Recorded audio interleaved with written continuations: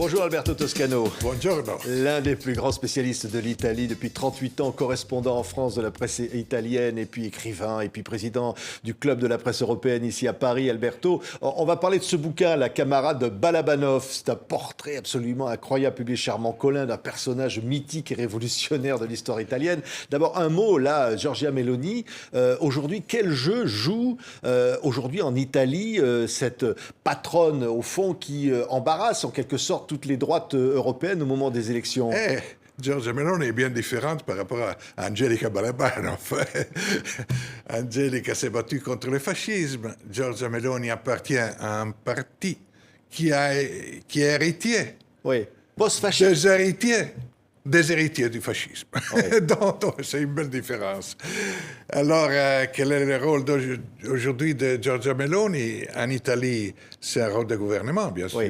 De pouvoir, de difficile gestion du pouvoir. Et en Europe, c'est un rêve. Le rêve de désenclaver l'extrême droite européenne, au moins une partie de l'extrême droite européenne, et de la mettre dans les jeux et dans les dynamiques du pouvoir des institutions communautaires. Oui, c'est ce qu'elle tente de faire, mais regardez la une du Monde aujourd'hui. En Europe, le double jeu de Giorgia Meloni. C'est vrai. C'est vrai qu'elle joue un double jeu. Elle joue un double jeu parce qu'elle a encore une double identité. Et il y a à l'intérieur de son parti une composante nostalgique du fascisme, qui est minoritaire en réalité, mais qui existe, qui a encore un poids, et qui fait tout son possible pour mettre en difficulté Giorgia Meloni, en la considérant comme la protagoniste d'une métamorphose qui frôle la trahison des traditions de cette extrême droite fasciste, voire néofasciste.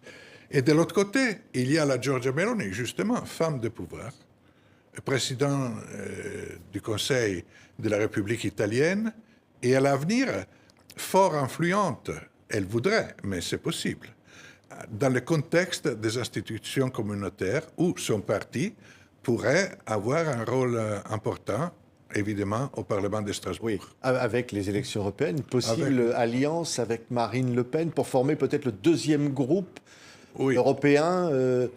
Je parlais de recomposition. Oui. Et aujourd'hui, je parle du Parlement européen sortant, il y avait deux groupes d'extrême droite, les conservateurs et réformistes et Identité et démocratie.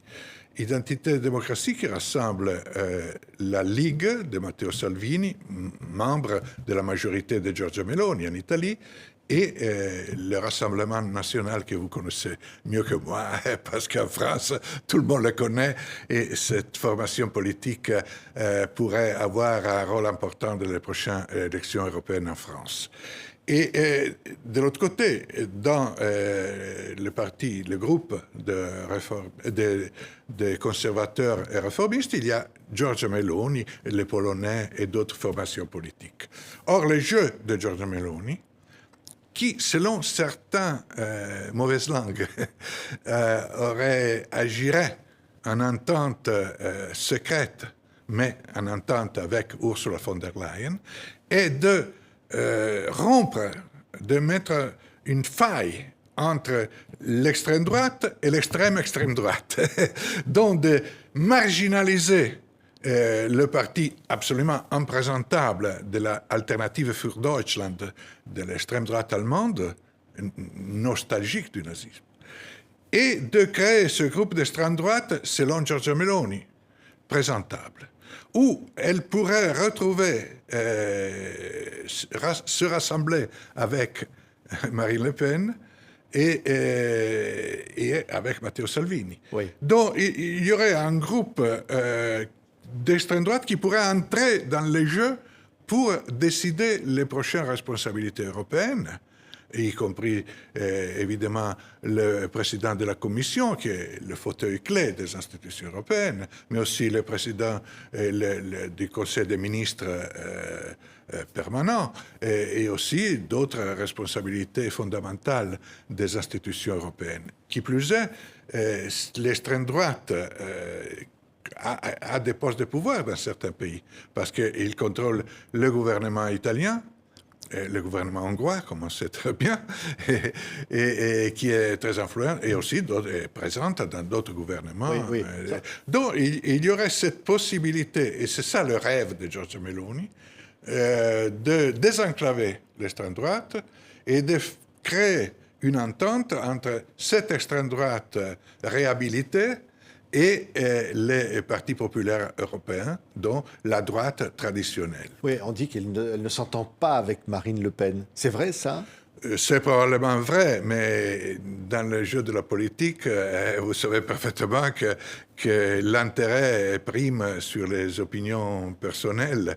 Et donc, même si les opinions personnelles réciproques entre Giorgia Meloni et Marine Le Pen ne sont probablement pas idylliaques, il se peut que l'intérêt les pousse à trouver une convergence. Oui, un livre incroyable, je disais, Alberto Toscano, s'appelle Camarade Balabanov, vie et lutte de la grand-mère du socialisme. Alors là, cher Armand Collin, c'est une épopée presque, j'allais dire, historique évidemment, mais aussi romanesque en quelque part, de cette femme qui a eu un destin de fou. Et au fond, nous la raconter comme vous le faites aujourd'hui, c'est quel message par rapport à tout ce qu'on vient de dire à l'instant pour l'Italie et puis au-delà, pour la gauche? Si, paradoxalement, la politique est toujours actuelle dans ses élans et dans ses trahisons et dans son cynisme. Et c'est la politique. Et cette politique comme ça, à mettre parfois en premier plan des personnages tout à fait honnêtes, cohérents, et qui sont oubliés par l'histoire. Oui, elle est complètement, cette voilà. Camarade Balabanov voilà. Est oubliée de l'histoire. Elle était honnête, cohérente, généreuse, et l'histoire l'a oubliée. Oui. Alors, elle naît en Ukraine, d'une famille juive. Elle naît à Tcherniv, la localité qui aujourd'hui risque d'être au centre de nouvelles offensives russes contre l'Ukraine. Mais elle se considère à la fois ukrainienne, russe, juive, elle se considère surtout révolutionnaire. Oui. Elle quitte l'Ukraine, elle va en Belgique. Elle est l'élève préféré d'Élisée Reclus, l'anarchiste français qui enseigne à Bruxelles. Elle va en Italie. Et en Italie entre dans le Parti socialiste.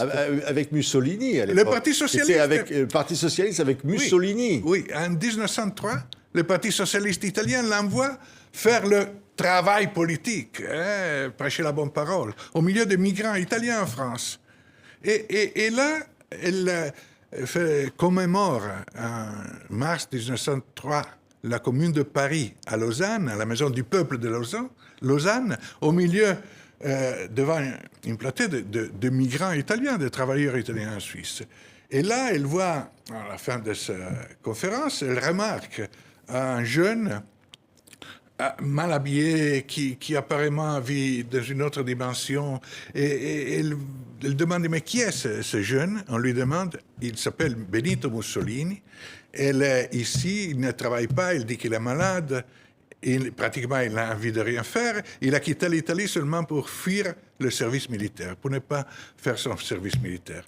Et elle parle avec lui, ils deviennent de grands amis, elle lui explique la politique, il rentre en Italie et il devient le chef de la gauche du Parti socialiste. Aye. Jusqu'au jour de 1914, où Mussolini, très sensible à l'influence des services secrets français de l'époque, décide de quitter la ligne pacifiste du Parti socialiste pour suivre la ligne. L'Italie était neutre dans la toute première phase de la Première Guerre mondiale pour suivre la ligne de l'intervention de la guerre. Il devient l'un des focaux qui veulent intervenir dans la guerre. Et la Première Guerre mondiale est la boîte de Pandore d'où sort la tragédie du fascisme, d'où sort d'autres tragédies italiennes. Oui. Et elle, ce personnage, alors après, il va y avoir Lénine, Rosa Luxembourg, elle va avoir un destin absolument incroyable. Elle revient en Suisse quand la guerre commence. L'Italie entre en guerre en 1915. Elle a un passeport russe. La Russie est en guerre, mais elle est anti-régime russe. Donc, elle doit quitter l'Italie. Elle va vivre en Suisse. Et c'est là qu'elle retrouve des vieux copains, dont Lénine. Et quand Lénine prend le pouvoir, il veut qu'elle devienne la secrétaire générale de l'Internationale communiste. Ensuite, elle se dispute avec Lénine, avec Trotsky, son autre grand ami, lui aussi d'une famille juive, russe, tout ça. Famille juive de l'Empire des Tsars. Et là, elle quitte la Russie et Lénine lui fait un seul véritable cadeau, de la laisser partir vivante de l'Union soviétique. Ensuite, elle arrivera à Paris, elle ira aux États-Unis, elle mourra en Italie. Et au moment de sa mort, le correspondant du Monde à Rome la définira la grande mère du socialisme. Oui. Et elle meurt en 65, mais elle est déjà oubliée. Et aujourd'hui, elle est totalement oubliée. Donc, je suis tombé amoureuse de certaines femmes qui se sont battues à cette époque. Angelika Balabanov, mais aussi Anna Kulischoff, Rosa Luxemburg, Emma Goldman, toutes originaires de familles juives de l'Europe de l'Est, de l'Empire des Tsars, qui sont allées en Suisse, en Allemagne, en Italie, aux États-Unis, en France, bien sûr, qui ont quelque part participé aux grands mouvements qui ont changé le monde et l'Europe à cette époque et qui ensuite ont été plus ou moins oubliés. Oui, et c'est une forme de justice de dire, camarade Angelina Balabanov, hein, cette vie, je voulais lui rendre justice. Ça valait le coup de la raconter, Alberto. Je me suis passionné. Ouais. Je vous assure, je me suis passionné à raconter cette histoire, à entrer dans sa vie, dans son caractère, même dans ses contradictions, parce que c'était quelqu'un qui, dans sa sincérité, quelque part, elle avait un enthousiasme, et quand elle se sentait blessée, elle devenait très dure. Donc, et elle meurt à Rome avec l'espoir d'un monde meilleur. Si vous me donnez le livre un instant, je dis le poème qu'elle a écrit à la fin de sa vie pour dire son rêve, ce qu'elle attend en mourant. Hein? Et vivre, j'ai voulu. Et j'ai vécu parce que lutter, je pus. Pour la vérité, pour la liberté. Cet espoir a été le soleil radieux qui, par les chemins tortueux de la vie, m'a conduite. C'était ma force, c'était ma liberté. Avec cet espoir, mourir, je veux. Elle meurt avec de l'espoir. Oui. C'était une révolutionnaire. Elle se battait pour tout. Elle perdait parfois. Elle était marginalisée ou humiliée. Mais elle perdait jamais l'espoir. Regardez. Avec cet espoir, Boris, je veux. Alberto Toscano, il vous a donné envie de lire ce livre, j'en suis sûr. Ces vies et luttes de la grand-mère du socialisme. La camarade Balabanov, c'est publié chez Armand Collin. Merci beaucoup, Alberto, d'avoir été avec nous.